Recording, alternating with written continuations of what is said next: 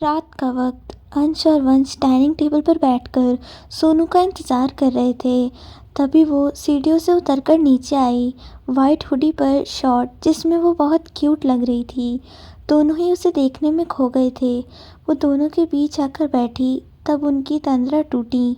सोनू ने देखा टेबल पर सब उसकी पसंद का बना हुआ था, इसलिए वो बिना देरी किए उठकर खड़ी हुई और तीनों के लिए सर्व करने लगी। तुम्हें ये करने की ज़रूरत नहीं है प्रिंसेस, हमारे पास बहुत लोग हैं काम करने के लिए, अंश ने उसका हाथ पकड़कर कहा। पर मुझे ये करना अच्छा लगता है। जब तक पापा थे उन्हें मैं ही खाना परोसती थी। उनके जाने के बाद तो अकेले खाने की आदत पड़ गई है। पर अब तो आप दोनों हो ना, उसने भराए गले से कहा। ऑफ कोर्स प्रिंसेस, जल्दी सर्व करो, बहुत भूख लगी है। आज मैं पूरा खाना तुम्हारे हाथ से खाऊंगा। वंश ने उसे ज़्यादा देर उदास नहीं रहने दिया। उसकी बात सुनकर वो खुशी से दोनों को सर्व कर दी और बारी बारी उन्हें खिलाने भी लगी। वो भी उसे खिला रहे थे, इतना कि उसका पेट भरने के बावजूद भी नहीं रुके। मुंह में भरे हुए खाने के साथ वो उनके हाथ रोककर बोली, बस करो, मेरा पेट फट जाएगा। अभी तो तुमने कुछ भी नहीं खाया है, देखो ये पूरा फिनिश करना है तुम्हें, वंश ने प्लेट दिखाकर कहा। तो सोनू ने अपने मुंह में भरा खाना जबरदस्ती निगल लिया और पानी पीकर उनके बीच से उठकर भाग गई। वंश भी प्लेट लेकर उसके पीछे भागने लगा। देखकर अंश हंसते हुए, जैसे को तैसा, तुमने भी मुझे बहुत पकाया है बचपन में। वो आराम से सोफे पर जाकर बैठ गया और उन्हें देखने लगा जो सोफे के इर्द गिर्द चक्कर लगा रहे थे। प्रिंसेस, जल्दी से मेरे पास आओ और ये फिनिश करो। नहीं वंश, वो बहुत ज़्यादा है, आप एक ही दिन में मुझे इतना कैसे खिला सकते हैं। आई प्रॉमिस, मैं कल से खा लूँगी।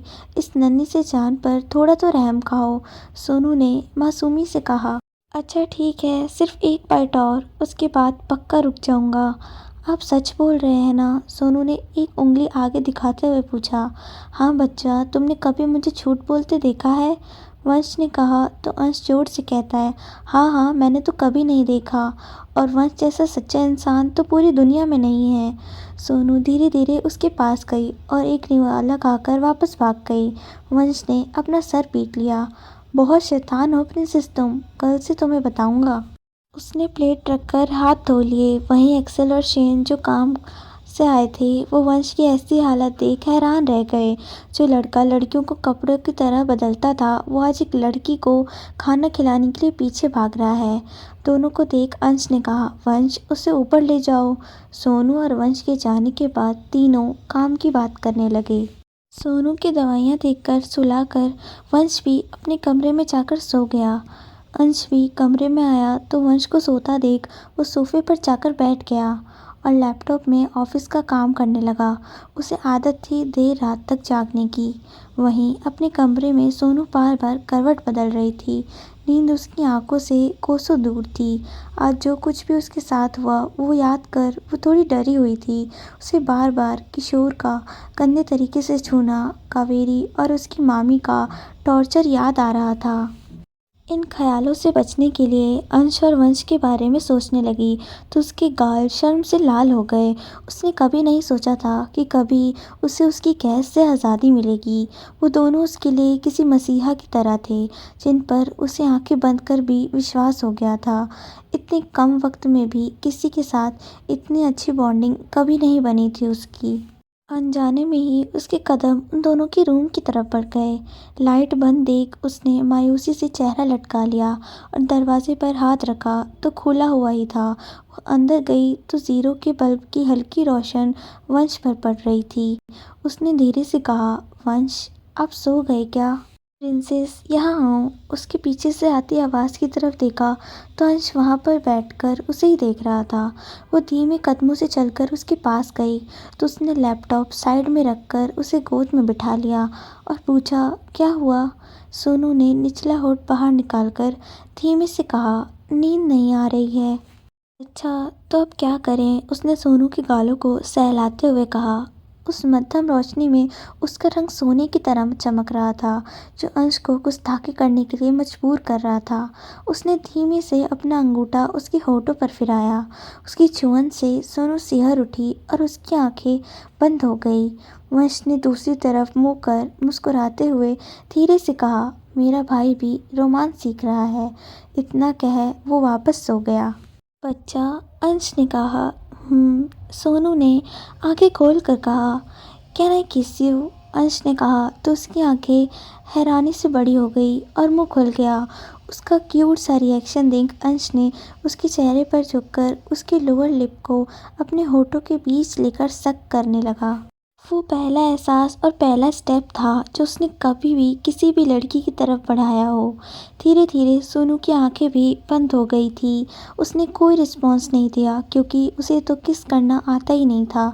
करीब 15 मिनट बाद अंश ने उसे छोड़ा तो उसके कंधे पर सर रखकर ज़ोर ज़ोर से सांसें लेने लगी। वो बस प्यार से उसकी तरफ देख रहा था और उसके बालों में हाथ फिरा रहा था। तुम ठीक हो ना? उसने पूछा तो सोनू ने मासूमी से अपना सर हाँ में हिला दिया। अंश ने उसके होठों पर अंगूठा फिराया जो थोड़े सूज गए थे। उसने फिरने से उन पर एक लाइट किस कर सॉरी कहा और उसे गोद में उठाकर वंश के बगल में लिटाकर ब्लैंकेट उड़ा दिया। तुम यहीं सो जाओ, अकेले में डर लग रहा था ना? सोनू ने हाँ में सर हिलाया तो उसने झुककर उसका माथा चूमा। उसके बाद वंश का और कहा, मुझे कुछ ज़रूरी काम है, जल्दी लौट आऊँगा। इतना कहकर वो कमरे से बाहर चला गया। सोनू को कुछ भी समझ नहीं आया और उसने वंश की तरफ देखा जिसने उसे बाहों में भर लिया और वापस सो गया। थोड़ी देर में सोनू की भी आँख लग गई। एक छोटा सा घर जिसकी शाम से सफाई कर कावेरी और किशोर की पत्नी की हालत खराब हो चुकी थी। शीतल तो बस मुंह बनाकर अपनी माँ को कोस रही थी उनकी हालत के लिए। आपने तो कहा था ना मम्मा कि सब हमारा है, फिर कैसे उस नौकरानी ने अपने घर से बाहर निकाला हमें? अब हम क्या करेंगे? कंपनी भी पूरी बर्बाद कर दी उसके आशिकों ने। शीतल ने बड़ी बदतमीजी से कहा। एकदम चुप, समझी ना? कावेरी शर्मा नाम है मेरा। उस मनोज से इतनी जल्दी हार नहीं सकती मैं। उसकी तो ऐसी हालत करूँगी कि कुछ बोलने तक के लायक नहीं रहेगी। और किशोर, तुझे कहा था मैंने उस पर नज़र रख। कब से उसने सोने के पंछी फंसा लिए, उसकी खबर भी नहीं हुई तुझे।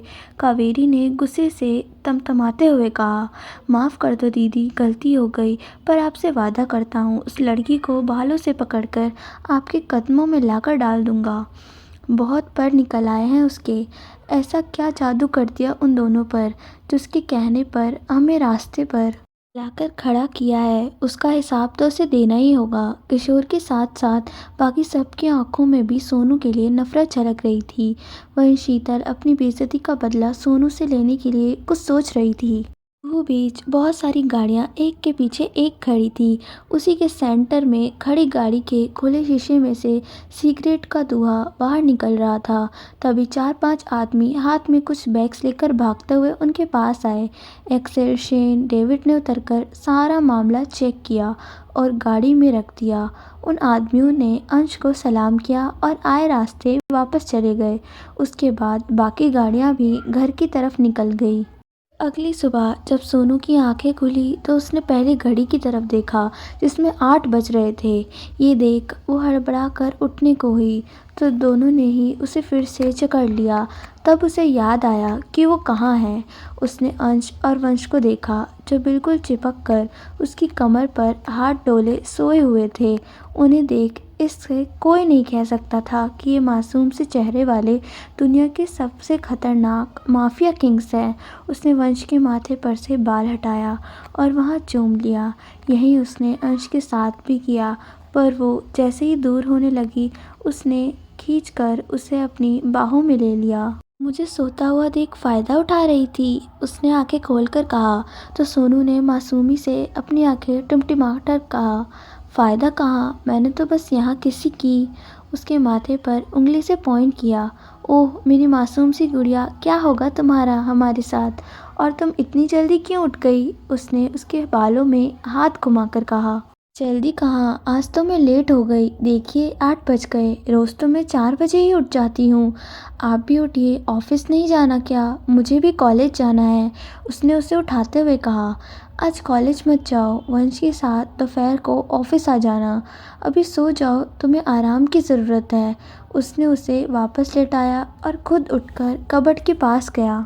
लेकिन सोनू कहाँ सोने वाली थी। वो भी उठकर उसके पीछे पीछे आ गई और अंदर झांकने लगी। क्या आपके पास कोई और कपड़े नहीं हैं? सभी एक जैसे हैं, ब्लैक ब्लैक। सोनू ने मुंह बनाकर कहा। क्यों, तुम्हें ये पसंद नहीं? अंश ने मुस्कुराते हुए कहा। उसने नाव में गर्दन हिलाकर कहा, ठीक है, जब हम वापस जाएंगे तब तुम्हारी पसंद से शॉपिंग करेंगे। अंश ने एक सूट निकालते हुए कहा, वापस कहाँ जाना है? दुबई, अंश ने कहा तो वो खुशी से चहकते हुए हुई। वहीं ना, जहाँ बहुत ऊंची बिल्डिंग है और बुर्ज खलीफा मैंने बुक में पढ़ा है। हाँ वही वाला, वहाँ हमारा घर है, इससे भी बड़ा। कुछ दिन बाद हम वहीं जाएंगे। अंश ने उसके बालों में हाथ फिराकर कहा और बाथरूम में चला गया। सोनू ने चिल्लाकर कहा, मैं और वंश भी आपके साथ अभी ऑफिस आएंगे। आप जाना मत, मैं तैयार होकर आई। वो वंश के पास गई और उसे हिलाते हुए, वंश वंश वंश उठ जाइए, हमें ऑफिस जाना है, उठिए ना। प्रिंसेस प्लीज़, बस 5 मिनट, उसने उनींदी आवाज़ों में कहा और सोनू को अपने ऊपर खींचकर बाहों में भर लिया। नो, 1 मिनट भी नहीं, अभी उठिए। वो उठकर उसके पेट पर बैठ गई तो वंश को मजबूरन अपनी आंखें खोलनी पड़ी। तुम्हें ऑफिस क्यों जाना है बताओ? उसने सोनू के हाथों को अपने होठों से लगाकर कहा। क्योंकि डेविल ने कॉलेज जाने से मना किया है और मैं घर पर बोर हो जाऊंगी, इसलिए हम भी चलते हैं उनके साथ। तो चलिए उठिए। सोनू उसके हाथ खींच कर कहने लगी। अच्छा ठीक है, मुझे पहले एक मॉर्निंग किस चाहिए, तभी उठूंगा मैं। वंश ने शरारती मुस्कान लेकर कहा। सोनू ने थोड़ी देर कुछ सोचा। तब तक वंश उसे ही मुस्कुराते हुए देख रहा था। वो उठी और उसके गाल पर किस किया, पर वो हटती तभी वंश ने उसकी गर्दन के पीछे हाथ लगाकर उसके होठों को अपने होठों के गिरफ्त में ले लिया। कुछ देर बाद उसने सोनू के होठों को हल्के से बाइट कर छोड़ दिया। वो गुस्से से उसे घूर रही थी। प्रिंसेस, ये तुम्हारी पनिशमेंट थी मुझे नींद से जगाने के लिए, उसने सोनू के गाल खींचकर कहा तो उसकी बड़ी बड़ी आंखों में आंसू जमा हो गए। प्रिंसेस, ये तुम्हारी पनिशमेंट थी मुझे नींद से जगाने के लिए, उसने सोनू के गाल खींचकर कहा तो उसकी बड़ी बड़ी आंखों में आंसू जमा हो गए। ये देखकर वंश की मुस्कान गायब हो गई। वो उठकर उसके चेहरों को हाथों में लेकर कहता है, hey princess please don't cry, I am so sorry, मैं फिर भी ऐसा नहीं करूँगा, प्लीज़ तुम रो नहीं। वंश चौहान सब कुछ बर्दाश्त कर लेगा, पर अपनी प्रिंसेस की आंखों में आंसू नहीं। वो उसके सीने में सर छुपाकर सुबकते हुए कहने लगी, क्या मैंने कोई गलती की है जो आप मुझसे नाराज़ हैं? नहीं ना बच्चा, मैं क्यों नाराज़ होऊंगा तुमसे? उसने अपनी बाहों का घेरा मजबूत कर कहा। तो आप पनिशमेंट क्यों? जब मुझसे गलती होती थी तो मम्मी मुझे पनिशमेंट देती थी, क्या आप भी मुझे मारोगे? वंश की आंखों में भी हल्की नमी उतर आई थी। नो बच्चा, वंश मर जाएगा पर तुम्हें कभी हर्ट नहीं करेगा। अंश भी बाहर आ चुका था। जब उसने ये सब सुना तो उनके करीब आकर, क्या हुआ वंश, तुम ऐसी बातें क्यों कर रहे हो? वंश ने भराए गले से अंश की तरफ देखा। प्रिंसेस को लगा मैं उसे मारूंगा। देखो ये चुप नहीं हो रही, इसे समझाओ ना वंश, इससे कितना प्यार करता है। चुप हो जाओ दोनों। Princess look at me. लेकिन वो वंश को छोड़ ही नहीं रही थी ना। उसने अपना सर बाहर निकाला। Princess I am sorry. बच्चा प्लीज़ देखो मेरी तरफ, कोई तुम्हें हर्ट नहीं करेगा और ना ही हम किसी को तुम्हें हर्ट करने देंगे, वंश ने कहा। तो सोनू ने अपना सिर बाहर निकालकर उसकी तरफ देखते हुए कहा, प्रॉमिस करो। प्रॉमिस बच्चा, कहकर उसने उसके आंसू साफ कर लाल हो चुके गाल चूम लिए। चलो अब रेडी नहीं होना या दिन भर यहीं रहना है? अंश ने कहा तो सोनू ने उसकी तरफ देखा पर जोर से चीखते हुए अपनी आंखों को हाथों से ढक लिया। क्या हुआ प्रिंसेस? वंश ने पूछा। इनसे पूछिए इन्होंने शर्ट क्यों नहीं पहनी, सोनू ने कहा तो वंश के साथ अंश भी खुद को देखने लगा। दोनों एक दूसरे को देख हंसने लगे। अंश नहाकर आया तो वो सिर्फ ट्राउज़र में था और उनकी बातें सुनकर वो बिना शर्ट पहने ही उनकी तरफ बढ़ गया।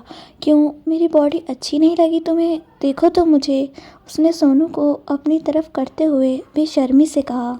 आप कपड़े पहन लीजिए, पहले इतने बड़े हो गए पर अब भी ऐसे ही घूमते हैं, कहकर उसने अपने आप को छुड़ाकर कमरे से भाग गई।